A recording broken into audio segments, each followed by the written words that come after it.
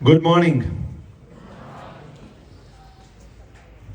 All the best કહેવાની ઈચ્છા નથી, કારણ કે તમે જેવી તૈયારી કરી હશે એવું જ રિઝલ્ટ આવશે. કોઈના ઓલ ધ બેસ્ટ કહેવાથી પરિણામમાં કોઈ ઝાઝો ફરક પડતો નથી. પરિણામ કેવું આવશે, કેટલી સ્કોલરશિપ આપણને મળશે એ પછીની વાત છે. સૌથી મહત્વની વાત એ છે કે આટલી સરસ ઠંડીમાં પણ રવિવારના દિવસે આપ સૌ તમારા માટે અહીંયા આવેલા છો, એટલા માટે એકવાર તાળીઓ થઈ જાય પોતાના માટે. હું બ્રિજેશ પટેલ આપ સૌનું પરફેક્ટ સ્કૂલ તરફથી હાર્દિક સ્વાગત કરું છું. થોડીક માહિતી આપીશ, એ માહિતી ઘણી કામની રહેશે. 10મા ધોરણ સુધીનો પડાવ તમારો અલગ ટાઈપનો છે અને 10મા પછીનો જે પડાવ આવશે એ થોડોક અલગ પ્રકારનો રહેશે.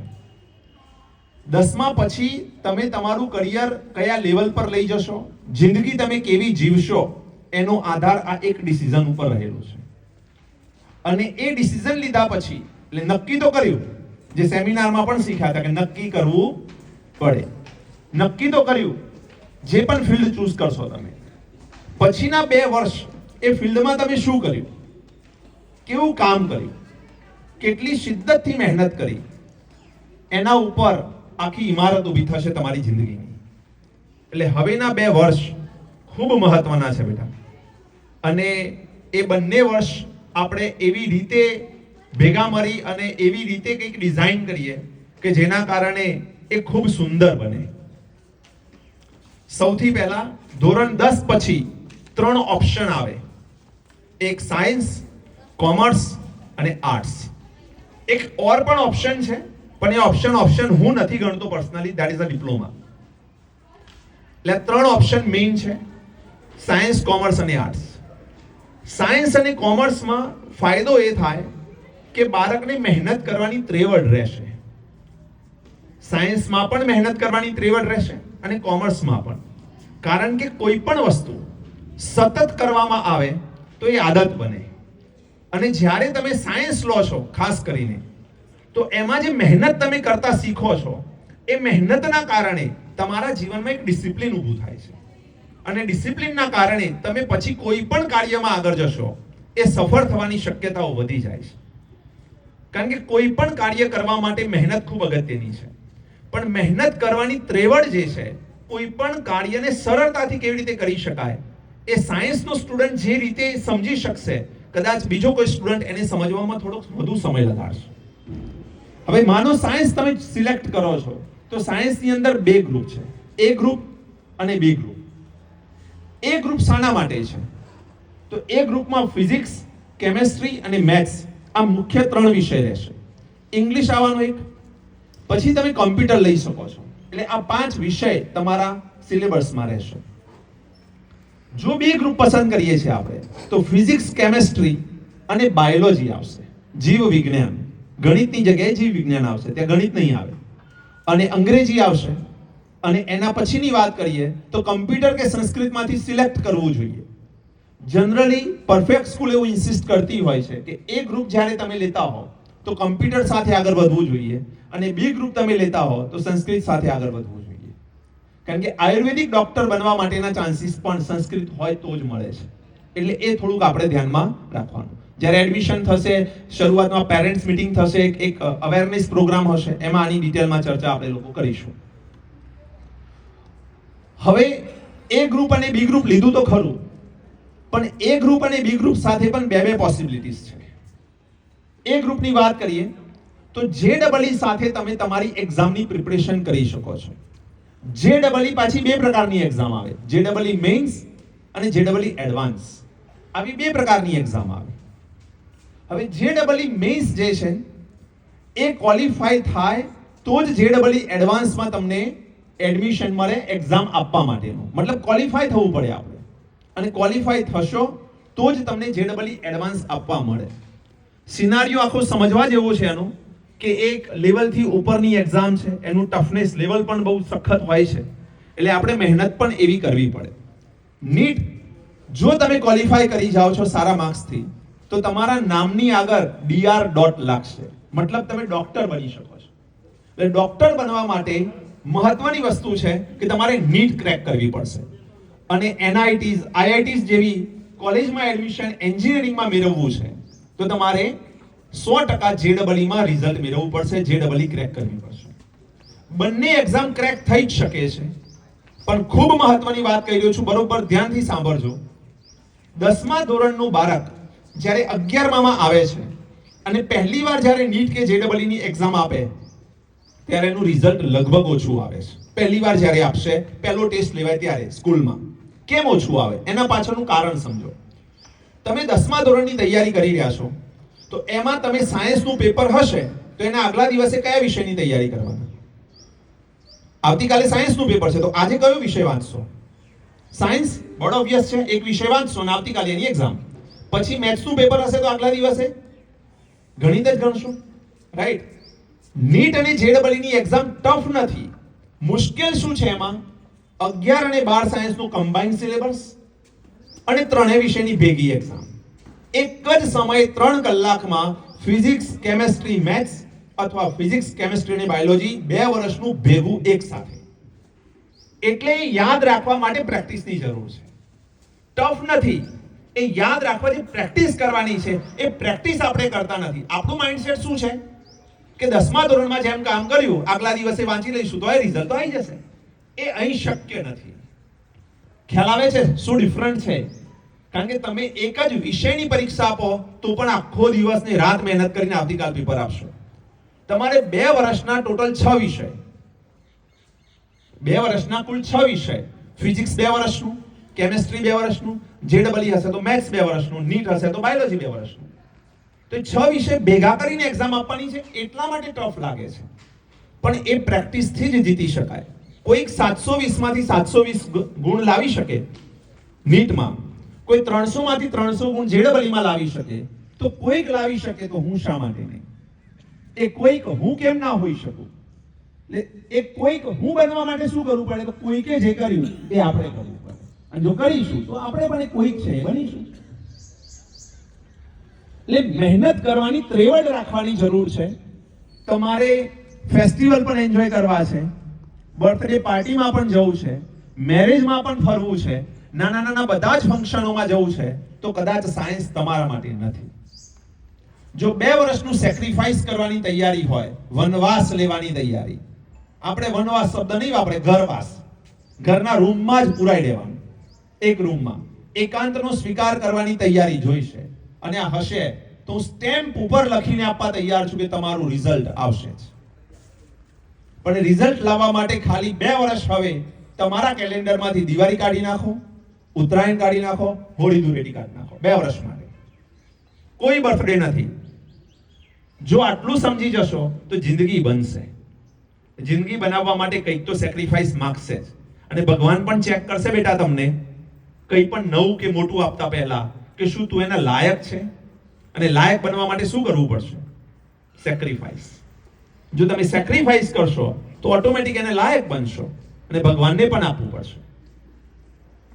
એટલે JEE અને નીટની તૈયારી કરાવવા માટે શાની જરૂર છે એના ઉપર આવીએ. JEE અને નીટ ઇન્ડિયા લેવલની એક્ઝામ છે, એટલે તમારી કોમ્પિટિશન માત્ર ગુજરાતના બાળકો કે આપણી સ્કૂલના બાળકો પૂરતી જ નથી, પણ JEE અને નીટની એક્ઝામની તૈયારી તમારે ઇન્ડિયા લેવલના બાળકો સાથે કમ્પીટ કરવાની છે. હવે ઇન્ડિયા લેવલના બાળકો સાથે કમ્પીટ કરવા માટે કોની સાથે તૈયારી કરાય?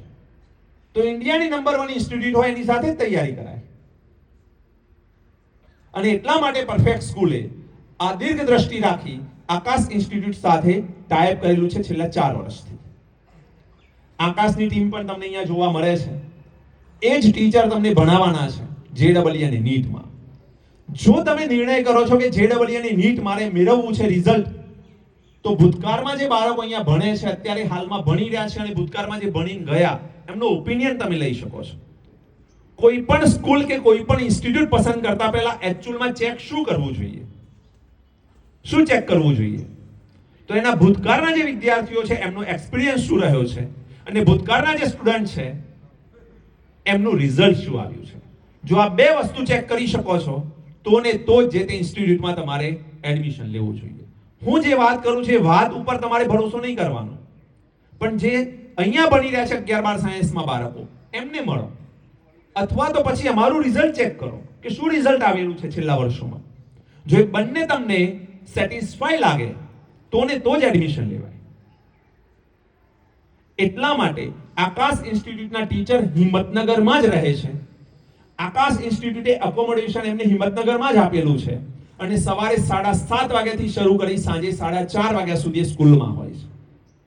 રૂટીનમાં વાત કરીએ તો સવારે 7:30 થી 1 વાગ્યા સુધી રેગ્યુલર કોચિંગ પૂર્ણ થઈ જાય. 1 વાગ્યાથી શરૂ કરી 4:30 વાગ્યા સુધી ટીચર અહીંયા જ હોય. વચ્ચે 1 કલાકની ગેપ મળે તમને 1 થી 2 ની, અને 2 થી 4:30 એવરી ડે ટીચર અહીંયા અવેલેબલ હોય. શરત એ તમારી પાસે કેટલા ડાઉટ છે એ લઈને એમની જોડે બેસવાનું. તમે જે પ્રેક્ટિસ કરો છો, પ્રેક્ટિસમાં જે પ્રશ્નોના જવાબ નથી આવે, ટીચરનો કોન્ટેક્ટ કરી એમની જોડે જવાનું. 1 વાગે ઓફિશિયલ સ્કૂલ પૂરી થઈ ગઈ છે. જેને ઘરે જવું હોય જઈ શકે છે, પણ જે કામ કરે છે એને ડાઉટ આવશે, અને ડાઉટ આવશે તો આ ટીચરો અહીંયા હાજર છે. હવે ઘણા વિદ્યાર્થીઓ 2 વર્ષમાં એક પણ ડાઉટ ના પૂછે, એટલે શિક્ષકને તો ખબર છે, પણ વિદ્યાર્થીને એવું ફીલ થાય કે શિક્ષકના મનમાં એમ હશે કે તો કોઈ ડાઉટ જ નથી કારણ કે હોશિયાર છે. પ્રયત્ન કરે, ડાઉટ એને જ આવે. એટલે જેને ડાઉટ નથી આવતો એ શિક્ષક પણ જાણે છે કે આ પ્રયત્ન નથી કરી રહ્યો. એટલે ડાઉટ તો આવવા જ જોઈએ. અને હું ઘણીવાર કહેતો હોઉં છું, આજે પણ તમને એ જ વસ્તુ કહું છું કે તમારું જે પણ બ્લડ ગ્રુપ હોય, પણ તમારું બ્લડ ગ્રુપ 2 વર્ષના અંતે આ સાહેબોનું જે બ્લડ ગ્રુપ હોય એ જ થઈ જવું જોઈએ. એટલું ખૂન ચૂસી લેવાનું, ત્યારે જઈને રિઝલ્ટ આવશે. એમનો ભરપૂર ઉપયોગ કરતા શીખવું પડશે. શા માટે એમનો ઉપયોગ કરવાનો આપણે? કારણ કે આપણને નથી આવડતું. નથી આવડતું તો જેને આવડે છે એની પાસે જવું પડશે, એ જ તમને ગાઈડ કરી શકશે. એટલે ખાસ ધ્યાન રાખીએ આપણે કે આપણે કેવા કલ્ચરમાં જીવવા માંગીએ છીએ.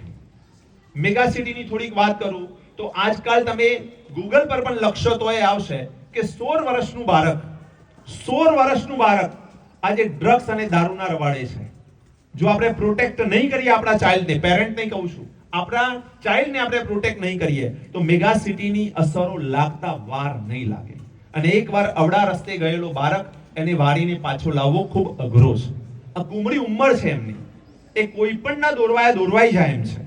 એટલે આપણે આ વસ્તુનું ધ્યાન રાખીએ. એન્વાયરમેન્ટ ત્યાંનું એવું છે કે જેના કારણે કોઈના ઇન્ફ્લુઅન્સમાં આવી શકે છે બાળકો.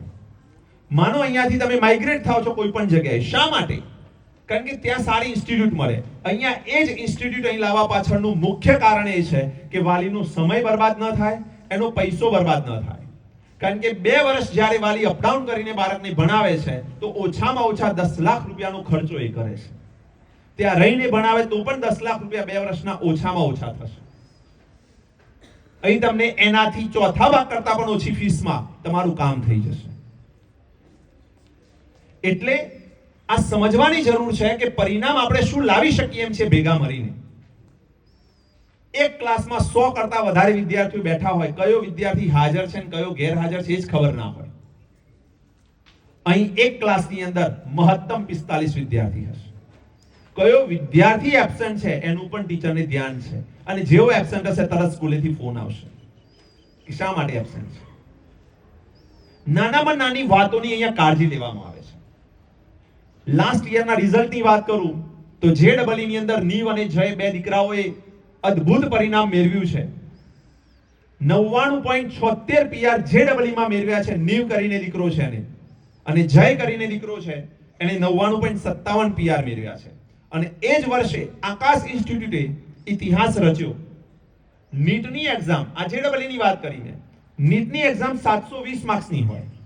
આ 720 માંથી 720 માર્ક્સ મેળવવા વાળા 16 વિદ્યાર્થીઓ હતા આકાશ ઇન્સ્ટિટ્યૂટના. બહુ મોટી વાત છે. 16 વિદ્યાર્થીઓએ આઉટ માર્ક્સ મેળવ્યા છે. આપણી સ્કૂલની વાત કરીએ તો ભવ્ય મહેતા, જે ડોક્ટર નીરવ મહેતાનો દીકરો છે, અહીંયા ભણ્યો. અદિતિ પટેલ, જે અશ્વિનભાઈ ડોક્ટરની દીકરી છે પ્રણામ હોસ્પિટલ, અહીંયા ભણી. ડોક્ટર હેમંતભાઈ પટેલ, એમનો દીકરો શ્લોક પટેલ.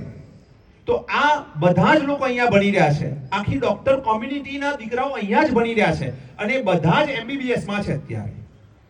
લાસ્ટ યરની વાત કરું, ભવ્ય મહેતાએ ઓલ ઇન્ડિયા રેન્ક 4388 મેળવ્યો. લગભગ 1.5 લાખ કરતા વધુ બાળકો એક્ઝામ આપે છે નીટની, અને એમાં એને 4388 નંબર અહીં ભણીને મેળવ્યો છે. બહુ મોટી વાત છે. આજ સુધી એઆઈઆર કોઈનો આવ્યો નથી. આવો શ્લોક પટેલની વાત કરીએ તો એને પણ ઓલ ઇન્ડિયા રેન્ક 4831 મેળવ્યો છે. એ દીકરાઓને મળો તમે, અહીંયા રૂબરૂ બોલાવીશું આપણે અને એમનાથી રૂબરૂ થાઓ કે કેવી રીતે મહેનત કરી અમને. એમને જે મહેનત કરી છે, એમને જે ધ્યાન રાખ્યું મહેનતમાં, એ આપણે પણ ધ્યાન રાખીએ તો આ એઆઈઆર આપણે પણ મેળવી શકીએ છીએ. કોઈ મોટી વાત નથી. કોઈ એક વ્યક્તિ જ્યારે કોઈ કામ કરી લે એટલે બીજું એ કામ કરવામાં સરળતા થઈ જાય. વન ડે ટુર્નામેન્ટમાં 200 રન કરવા એક વ્યક્તિથી બહુ અઘરું કામ હતું, પણ પહેલી વાર વન ડે માં 200 રન કોને કર્યા? સચિન તેંડુલકર. એની સામે કોઈ ઊભો હતો, એ ઊભા એને જોયું કે 200 રન પણ થઈ શકે, અને આ તો રોહિત શર્મા. એને કેટલી વાર 200 કર્યા? 3 વાર વન ડે માં. એને જ્યારે 200 કર્યા ત્યારે સામે કોઈક હતું જે જોઈ રહ્યો હતો, એ છે ઈશાન કિશન. એને ફાસ્ટેસ્ટ 200 કર્યા. મતલબ એકવાર કોઈ અચીવમેન્ટ થાય તો એ અચીવેબલ લાગે આપણને કે આ થઈ શકે એમ છે, વાંધો નથી. જ્યારે પહેલી વાર અચીવ કરવાનું હોય કંઈ પણ, એ અઘરું લાગે, પણ અચીવેબલ લાગતું થાય પછી એ કામ આસાન લાગે આપણને. એટલે આસાન લગાડવા માટે આવા વિદ્યાર્થીઓને મળવું પડશે, અને આપણી સ્કૂલ એ ઓર્ગેનાઇઝ પણ કરશે અને એવા વિદ્યાર્થીઓથી રૂબરૂ પણ મુલાકાત તમને કરાવશે. ભૂતકાળમાં ગુજકેટની અંદર 120 માંથી 120 ગુણ પણ આપણી સ્કૂલે મેળવ્યા છે, અને લાસ્ટ યરની વાત કરીએ તો એક દીકરા 107 ગુણ મેળવ્યા છે 120 માંથી. ગુજકેટમાં મહેનત હવે બાળકો ઈઝીલી કરી લે છે. કેમ? કારણ કે નીટ અને જેડબલઈ ની પ્રિપરેશન કરતા હોય એટલે એમસીક્યુ ની પ્રેક્ટિસ તો ઓલરેડી થયેલી હોય, એટલે ગુજકેટનું કામ એમનું ખૂબ આસાન લાગતું હોય એમને. સ્કૂલની અંદર સ્ટેટ બોર્ડ અને નીટ અને જેડબલઈ બધા જ વર્ગ અલગ અલગ ચાલે છે. મોટા ભાગે શું કરે છે, જેટલા પણ ઇન્સ્ટિટ્યૂટ હિંમતનગરમાં છે દરેક જગ્યાએ ચેક કરી આવો તમે. કેમેસ્ટ્રી અને ફિઝિક્સ આ બે કોમન સબ્જેક્ટ છે, ચાહે નીટ હોય કે જેડબલઈ હોય. એ શું કરે છે, જેડબલઈ અને નીટમાં ફિઝિક્સ અને કેમેસ્ટ્રી એક સાથે બેસાડીને ભણાવી દેવાનું, જબકી સિલેબસ બંનેનો અલગ છે. નીટનો પણ અલગ છે ને જેડબલઈ નો પણ અલગ છે. એની ક્વેશ્ચન ક્વોલિટી અલગ છે, તો ભેગા બેસીને કેવી રીતે ભણાવાય? અહીં આપણે જેડબલઈ નો ક્લાસ પણ અલગ છે, ભલે એમાં 25 બાળકો હોય કે 50 બાળકો હોય. નીટનો ક્લાસ પણ અલગ છે. સ્ટેટ બોર્ડ એકલું કરવું છે તો પણ ક્લાસ અલગ છે. મતલબ બધા જ પ્રકારનું બાયફર્ગેશન કરી પૂરતો ન્યાય આપવાનો આપણે પ્રયત્ન કરીએ છીએ. પ્રૂવન મટીરીયલ મળશે તમને આકાશ ઇન્સ્ટિટ્યૂટ તરફથી. એમની પ્રૂવન સિસ્ટમ છે. ઓનલાઈન સપોર્ટ મળશે. ટ્રાન્સપોર્ટેશન ફેસિલિટી સ્કૂલ તરફથી મળશે, અને સૌથી મહત્વની વસ્તુ એક્સપર્ટ એક્સપિરિયન્સ્ડ ફેકલ્ટી મળશે, જેમના થકી આપણે આ રિઝલ્ટ આસાનીથી મેળવી શકશું. હવે આજે આપણે સૌ ભેગા થયા છીએ જે કામને લઈને, એ કામની વાત કરી લઈએ. 50% સ્કોલરશિપ, એટલે જે ફીસ છે કુલ ફીસ એમાંથી 50% માઇનસ. ક્યારે? જો તમે આજના પેપરમાં આઉટ ઓફ આઉટ માર્ક્સ લાવો છો તો તમને સ્કૂલ 50% ફીસમાં ભણાવશે. કેટલા લોકો લાવશે આઉટ ઓફ આઉટ?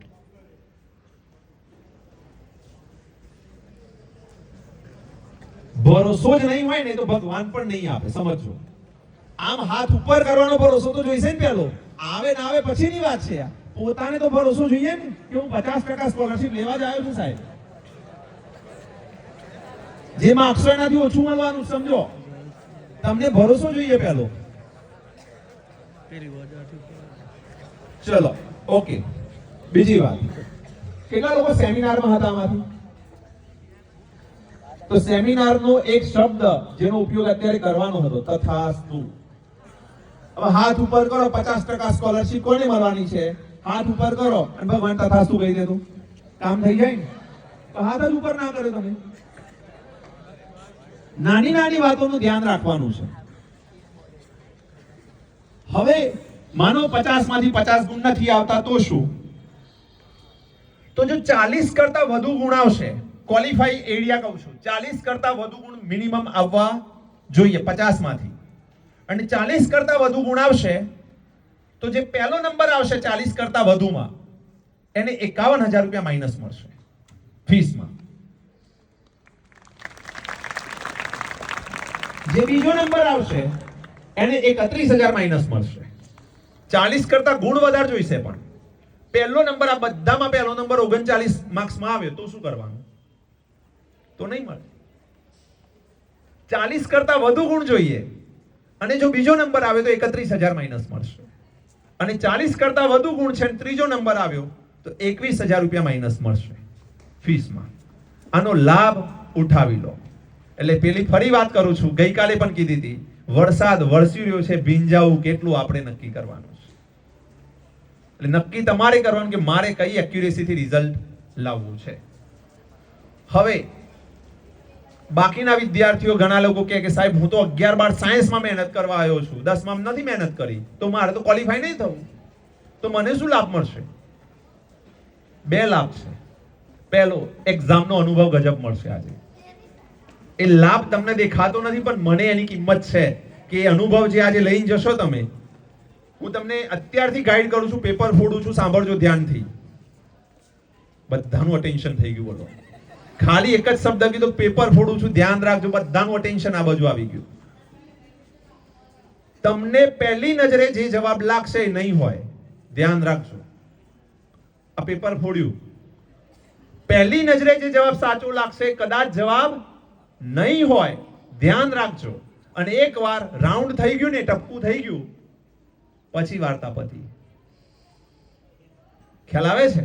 અને પેપર તમને 1 કલાક જે એક્ઝામ આપશો ને એમાં જ હાર્ડ લાગવાનું છે. પછી બહાર આવ્યા પછી પેપર સરળ જ લાગશે. પેપર હાર્ડ ક્યારે લાગે? એક્ઝામ હોલમાં જ. બહાર આવ્યા પછી તો સરળ જ હોય પેપર. હકીકત છે ને? ભૂતકાળના 10માના પેપર ઉઠાઈને જો તમને એમ લાગે આ પેપર મને આપ્યા હોત તો હું ભૂકા કાઢ નાખતો, રિઝલ્ટ મારું ગજબ આવતું. એમને એવું જ લાગતું. અને તમારું પેપર જોયા પછી તમને એવું જ લાગશે, પણ એ 3 કલાક પછી. બસ આટલો જ ફરક છે એક્ઝામમાં. એટલે એક્ઝામનું પ્રેશર હેન્ડલ કરવા માટે પ્રેક્ટિસની જરૂર છે, ને એ આજે આ પ્રેક્ટિસ થવાની છે તમારી. તો હવે જે વિદ્યાર્થીઓ એમ કહે છે કે સાહેબ મારે 11-12માં ગજબની મહેનત કરવાની છે, 10મામાં મેં ઠીકઠાક જ મહેનત કરી છે, તો મને શું લાભ મળશે? તો આ ડેટ યાદ રાખજો. હું જે બોલું છું એ ધ્યાનથી સાંભળજો. 23 જાન્યુઆરી 2026. ફરી બોલું છું, 23 જાન્યુઆરી 2026. એ દિવસે વસંત પંચમી છે. ત્યાં સુધીમાં, એટલે કે 23 જાન્યુઆરી 2026 સુધીમાં કોઈ પણ વિદ્યાર્થી પોતાનું એડમિશન કન્ફર્મ કરાવશે તો કુલ ફીસમાંથી 15,000 રૂપિયા ફ્લેટ ડિસ્કાઉન્ટ મળશે. એટલે બધાને લાભ છે. એટલે જો 50% ગુણ 50%માંથી, મતલબ 50 માર્ક્સમાંથી 50% માર્ક્સ મેળવો છો તો તમને 50% ડિસ્કાઉન્ટ મળવા પાત્ર છે. 40 કરતા વધુ ગુણ લાવ્યા અને નંબર પહેલો આવ્યો તો 51,000 માઇનસ મળશે. જો તમે બીજા નંબરે આવો છો 40 કરતા વધુ ગુણમાં તો 31,000 માઇનસ મળશે. ત્રીજા નંબરે આવો છો તો તમને 21,000 માઇનસ મળશે.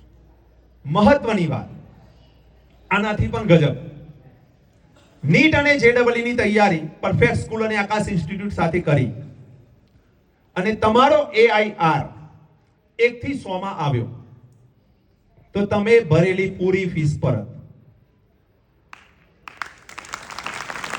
તમે ભરેલી પૂરી ફીસ પરત. શરત શું? AIR 1 થી 100 આવવો જોઈએ. લાવીશું? કેટલા લોકો લાવશો? તથાસ્તુ. ભગવાન જોઈ રહ્યો છે. હિંમત કરશો તો જ આગળ આવશો. હવે તમારી એક્ઝામની વાત કરી લઉં, સાંભળજો ધ્યાનપૂર્વક. એક ઇન્સ્ટ્રક્શન ને બેટા ધ્યાનથી સાંભળે બોયઝ, બરોબર ધ્યાનથી સાંભળજો બેટા. 50 ગુણનું પેપર છે તમારું. આ 50 ગુણના પેપરની અંદર 4 ઓપ્શન હશે, એટલે કે મલ્ટી ચોઇસ ક્વેશ્ચન્સ છે. આ બધા 4 ઓપ્શન હશે, એમાંથી એક સાચો જવાબ છે. હશે જ સાચો? હા, એક સાચો જવાબ છે. એટલે તમને જવાબ સાથેનું પેપર મળવાનું છે. બોલો, ખાલી તમારો જવાબ અમારા જવાબ સાથે મેચ કરવાનો છે. જો આ કરી લીધું તો કામ થઈ જશે. પેપર એક સમાન નથી. A અને B ટાઈપના પેપર છે, એટલે કોપી કરવાનો પ્રયત્ન કરશો તો ભૂલા પડશો. એટલે ધ્યાન રાખજો, પેપર અલગ અલગ ટાઈપના છે. એટલે જેને જવાબ એ આવતો હશે પહેલા પ્રશ્નનો તો બીજાને એ જ આવે જરૂરી નથી, એટલે થોડું ધ્યાન રાખજો. એટલે કોપીમાં બુદ્ધિ રાખવી પડશે, કોપી કરતા નહીં કહેવાનો મતલબ. બીજું મહત્વની વાત, તમને OMR શીટ આપવામાં આવશે. એ OMR શીટ ઉપર એક નંબર લખવાનો છે. એ નંબર કયો લખવાનો છે? તો નંબર તમે જે બેન્ચ ઉપર બેઠા છો ત્યાં લખેલો હશે, એ નંબર તમારે OMR શીટ પર લખવાનો થશે. એમાં માનો કોઈકનો નંબર 1203 છે, સમજજો ધ્યાનથી, 1203 નંબર તો લખવાનો ઉપર 1 2 0 3, પણ 1 ની નીચે 1 થી 0 સુધીના નંબર હશે, 1 2 3 4 5 6 7 8 9 ને 0. તો એમાં પહેલો શું છે? 1203 માં 1, તો 1 ઉપર રાઉન્ડ કરવાનો થશે. પછી 2, તો 2 માં 2 ઉપર રાઉન્ડ કરવાનો થશે, 0 ઉપર રાઉન્ડ કરવાનો થશે, 3 ઉપર રાઉન્ડ કરવાનો થશે, એમ સિક્વન્સમાં રાઉન્ડ કરવાનો થશે. તમને સુપરવિઝન સમજાવશે આ વસ્તુ, સુપરવાઇઝર જે છે એ તમને ઇન્સ્ટ્રક્શન આપશે, પણ ગમે તેમ લખી ના દેતા. તમારું પ્રશ્નપત્ર તમારા હાથમાં આવે એટલે એના પર લખેલું હશે કે આ એ ટાઈપનું પ્રશ્નપત્ર છે કે બી ટાઈપનું. એ જે ટાઈપનું પ્રશ્નપત્ર હોય સેક્શનમાં લખવાનું થશે. એટલે સેક્શનમાં A B C D એવા ઓપ્શન હશે. જેને એ ટાઈપનું પેપર છે એ ટીક કરશે, બી વાળો બી, ઇંગ્લિશ મીડિયમ માટે C અને D ઓપ્શન હશે, ગુજરાતી મીડિયમ માટે A અને B ઓપ્શન હશે. તમારો WhatsApp નંબર અને તમારો મોબાઈલ નંબર બિલકુલ સચોટ લખજો, કારણ કે તમારું રિઝલ્ટ અમે ફોન થ્રુ તમને આપીશું. એટલે તમારો નંબર ખોટો હશે તો તમને અમે રિઝલ્ટ નહીં આપી શકીએ. અને આવડે એ જ પ્રશ્નો ટીક કરજો, કારણ કે નહીં આવડ્યો અને ગમે તેમ ગપ્પુ મારીને ટીક કર્યું તો માઇનસ થશે માર્ક્સ. કેટલા? 0.25. એટલે 4 પ્રશ્નો ખોટા પડે તો 1 માર્ક્સ માઇનસ થાય.